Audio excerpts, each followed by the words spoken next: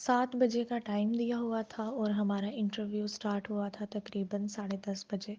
میرا 11واں نمبر تھا. تو جیسے ہی انٹرویو سٹارٹ ہوا ہے، جو فرسٹ کینڈیڈیٹ تھی اس کا انٹرویو زیادہ سے زیادہ 5 سے 7 منٹ چلا ہے اور وہ آ گئی. فرسٹ ڈے تھا ملتان میں، تو اس لیے انٹرویو تھوڑا سا جو ہے وہ سب کو کمپلیکیٹڈ لگ رہا تھا، لیکن ایسا کچھ بھی نہیں ہے. جو وہاں پہ پینل آن اسکرین بیٹھا ہوا تھا وہ بہت فرینڈلی تھا. اس میں کوئی بھی ایسا آفیسر نہیں تھا جس نے کوئی اسٹرکٹ کوشچن کیا ہو یا بہت ڈیفیکلٹ کیا ہو. ہاں، کچھ کوشچنس وہ اردو میں کر رہے تھے اور کچھ کوشچنس وہ انگلش میں کر رہے تھے. پینل میں 3 میل تھے اور 2 فیمیلز تھیں ڈاکٹرز، اور ہمارے ساتھ جو روم میں تھے وہ 2 آفیسرز تھے. بہت کمفرٹیبل ماحول تھا، انوائرمنٹ بالکل بھی نروس نہیں تھا. ہاں، وہ کینڈیڈیٹ نروس ساری ہوئی تھی جن لوگوں کو صحیح سے پریپریشنز نہیں تھی، یا جن کو پریپریشن تھی انہوں نے اپنا کانفیڈنس لوز کر دیا اور پھر عجیب سا انٹرویو دے کر آئیں. لیکن مسئلے کی بات نہیں ہے، گھبرانے کی کوئی بات نہیں. اوور آل انٹرویو جو تھا وہ آرام سے تھا، ایزی تھا. بیسک انہوں نے کوشچنس پوچھے تھے.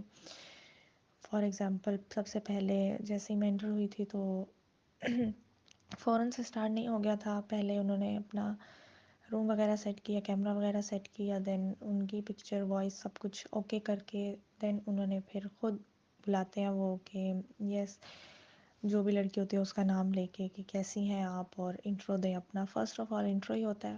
اس کے بعد جو ان کے پاس فارم ہمارا سامنے پڑا ہوتا ہے اس کے اندر ہم نے جو کچھ فل کیا ہوتا ہے وہ ہم سے پوچھ رہے ہوتے ہیں، like hobbies, father income, father passion, your family back ground, اور فیملی میں کوئی آرمی سے ہے یا کوئی نرس ڈاکٹر وغیرہ ہے. اس طریقے کے کوشچنس مطلب انڈیویجولی ڈپینڈ کرتا ہے کہ کس بندے سے یا کس لڑکی سے کس طریقے کا کوشچن پوچھیں گے.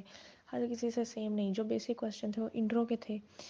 یہ تھے کہ ہم آپ کو پاک آرمی میں کیوں رکھیں، وائی وی ریکمینڈ یو، اور اگر ہم نے آپ کو آرمی میں نہ رکھا تو آپ کیا کریں گی اور کہاں جائیں گی، اور نرس میں کیا کوالٹیز ہونی چاہیے. آپ کو اپنی ڈیوٹی کی ریلیٹیوز جو ہے وہ سب کچھ پتہ ہے یا نہیں پتہ، ریلیٹڈ کچھ پتہ ہے یا نہیں پتہ، لائک نرس کی کوالٹیز کیا ہونی چاہیے. اس طریقے کے بیسک کوشچنس.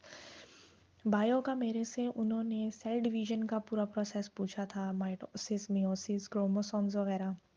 جو آتے تھے ان کا میں نے جواب دے دیا، جو نہیں آتے تھے لیکن میرے مائنڈ میں آ رہے تھے کیونکہ میں تھوڑی سی نروس ہو گئی تھی تو ان کا جواب میں نے غلط دیا ہے، بعد میں پتہ چلا تھا، بٹ کانفیڈنٹلی میں نے دے دیا. وہ کنفیوز کرنے کی کوشش کرتے ہیں لیکن کنفیوز ہونا نہیں ہے. وہ ڈیگریڈ کرنے کی بھی کوشش کریں گے، مطلب بولیں گے کہ آپ کے اندر یہ کوالٹیز، آپ کے میرٹس ڈی میرٹس کے ریلیٹڈ کہیں گے، لیکن آپ نے کنفیوز نہیں ہونا اور اپنا کانفیڈنس نہیں لوز کرنا. بس بہت ان کو ٹو دا پوائنٹ آنسرز دینے ہیں. زیادہ ڈیٹیل میں جائیں گے تو وہ بھی ڈیٹیل میں چلے جائیں گے، وہ انٹرویو لمبا ہو جائے گا.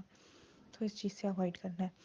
سیل ڈویژن کے علاوہ انہوں نے جوائنٹس کا پوچھا تھا، جوائنٹس کی ٹائپس کے علاوہ جوائنٹس میں جو ان کی ٹائپس ہوتی ہیں ان کی ایگزامپلس، تو وہ آنسر کرتے گئے. جو آنسر آپ کو نہیں پتہ اس کو آپ نے سیدھا کہہ دینا sorry sir I don't know.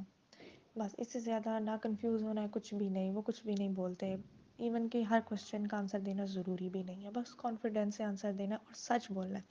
یہ یاد رکھنا کہ آپ نے اپنے فارم کے اوپر جو ڈیٹیلز اور چیزیں فل کی تھی وہی کچھ آپ نے انٹرویو میں بتانا ہے، اگر اس سے دیکھ کے کچھ پوچھ لیں تو. ورنہ وہ چیک کر رہے ہوتے ہیں کہ لڑکی سچ بول رہی ہے یا جھوٹ بول رہی ہے. باقی اپنے ایکسپریشنز بالکل نیچرل رکھنے ہیں. کچھ بھی ہے جو ہے گھبرانے والی اس میں کوئی بات نہیں ہے. کنفیوز نہیں ہونا، نروس نہیں ہونا. جو لڑکی کنفیوز اور نروس ہو جاتی ہے پھر وہ ان ریکمینڈ ہو جاتی ہے.